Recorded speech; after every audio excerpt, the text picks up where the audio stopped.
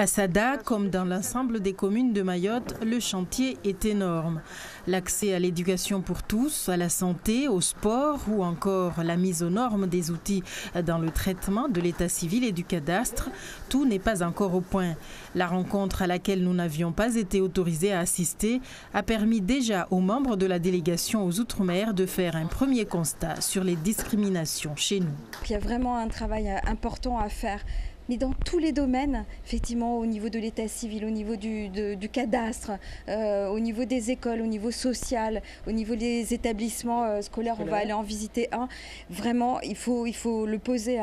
Nous adressons toutes nos félicitations aux élus qui ont voulu prendre part à ce travail de longue haleine. Sada est obligé d'être en rotation alors que nous avons visité des endroits sur l'île où les enfants pouvaient suivre une scolarité classique matin et après-midi. Donc on voit bien qu'il y a un véritable effort de mise aux normes, sachant que la spécificité de Mayotte, du fait qu'elle ne soit département et qu'elle n'ait les moyens que depuis 2011, voilà, il y a véritablement du rattrapage. La visite de cette école, obligée de fermer 4 salles de classe pour des raisons de sécurité après la forte période de séisme, a mis rapidement les élus face à la réalité du terrain.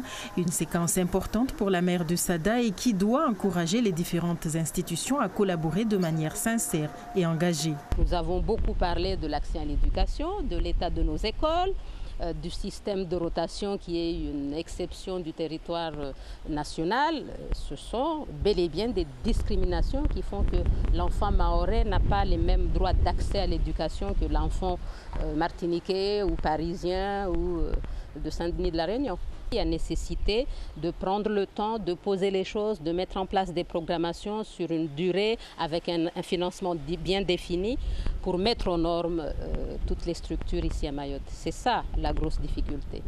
Comme l'ont fait l'ancien défenseur des droits Jacques Toubon et l'ex-ministre des Outre-mer et secrétaire d'État à l'égalité réelle, Erika Barrett, les membres de la délégation aux Outre-mer relative aux discriminations dresseront eux aussi leur rapport dans lequel des préconisations seront faites au ministère concerné.